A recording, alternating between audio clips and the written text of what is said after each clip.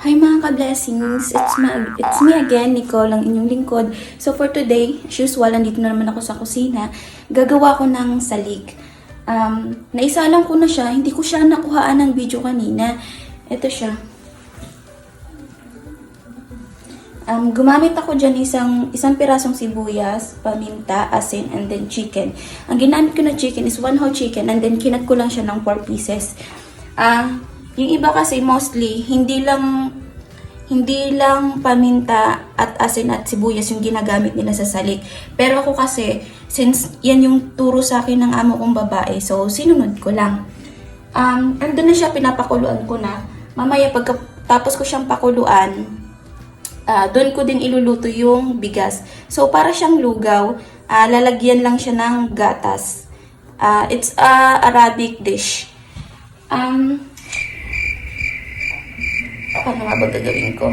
Ngayon, hintayin ko muna siyang maluto. At kapag naluto na siya, hahanguin ko siya at titimplahan ko siya ngayon. Pupunasan ko siya ngayon ng tomato paste.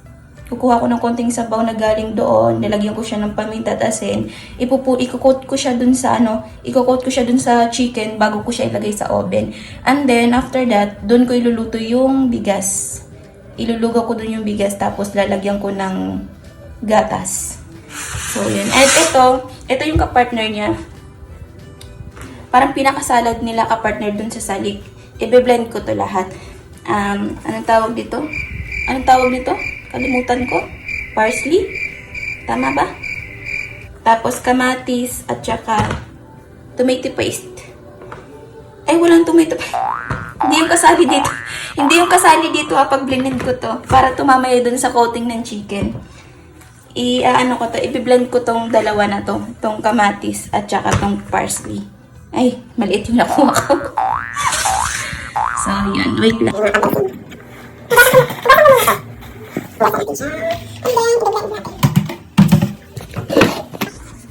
Ang hirap nang wala kang tawag doon, pag-aanohan ng cellphone. Nasunod, pagka nagkapera, bibili ako nun. Tawag doon, kalimutan ko.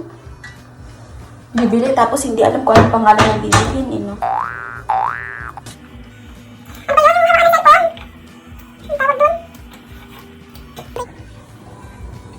Hindi ako kita, mga ka-blessing. Wala kasi akong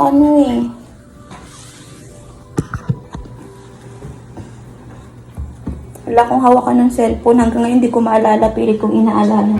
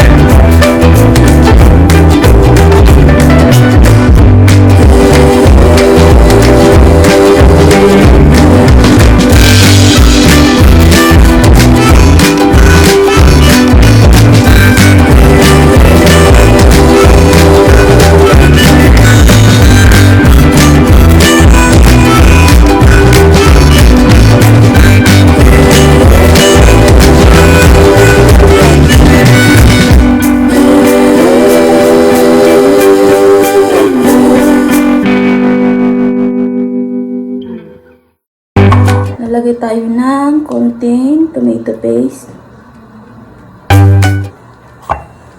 And then salt.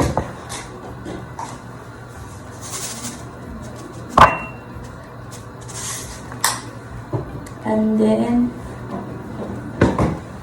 a little bit of black pepper. Wow, English yun ah.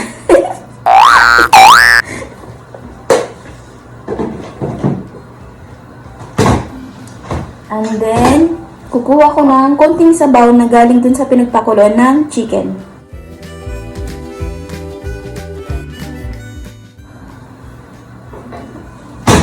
And then, i-coat natin siya dito sa chicken. And after that, ilalagay na natin siya dun sa oven. Diba?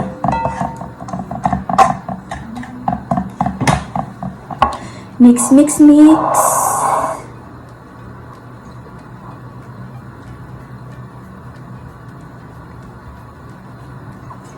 Okay. Parang napadami ata yung gawa ko ah. Dito sa coating.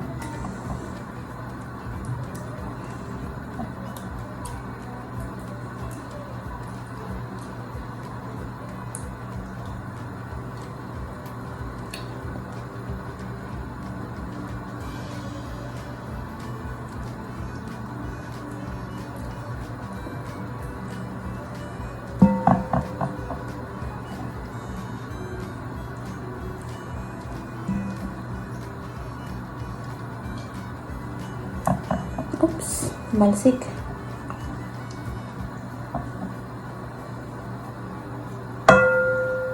Okay.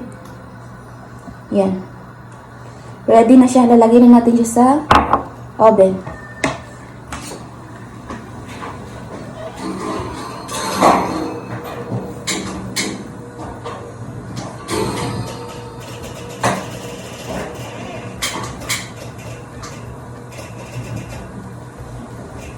Okay, it's ready.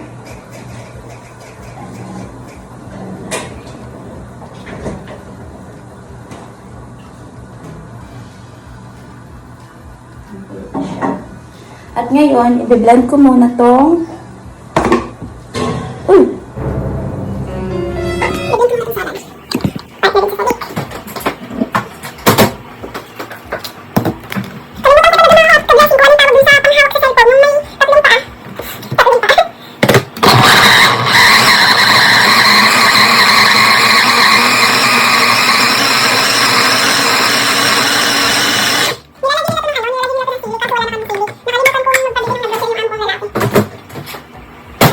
siya ng konting salt lang. A little bit of salt to taste. Okay, that's enough. And then, mix ulit natin siya. Where's my spoon? Where's my kutsara yung hinanap pero sa pangsipit yung kinuha.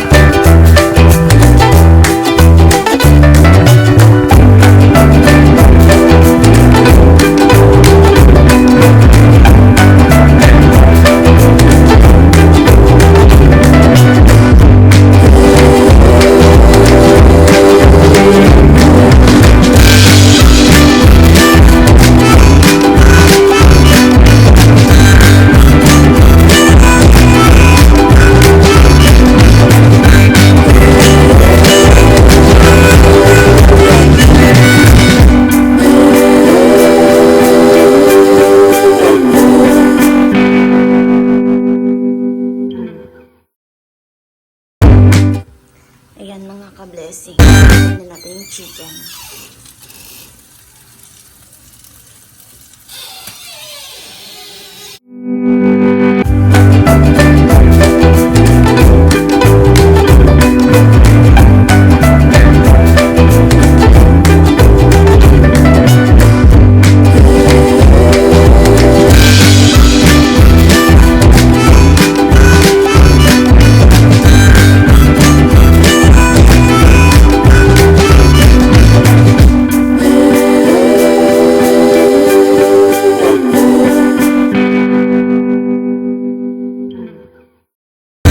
nilagay na natin tong milk, kailangan i-continuous lang natin yung paghalo para hindi siya masunog.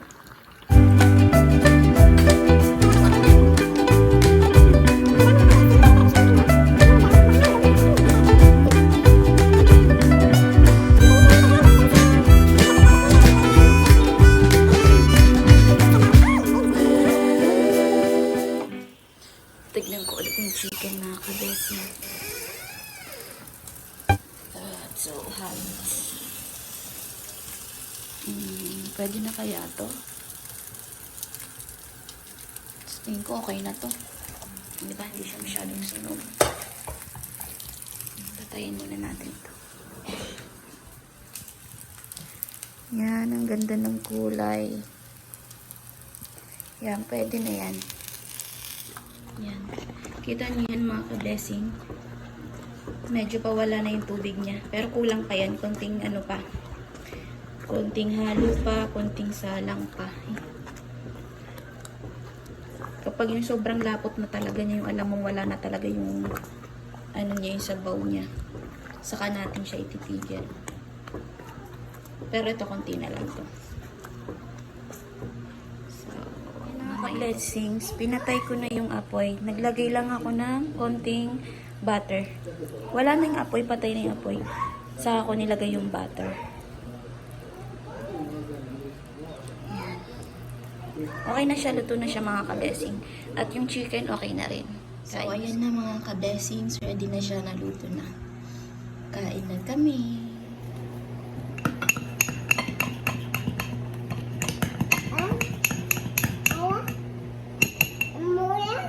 Moya?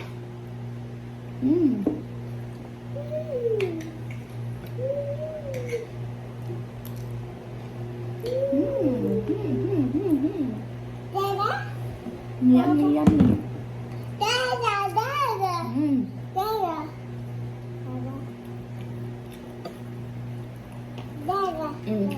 Hot.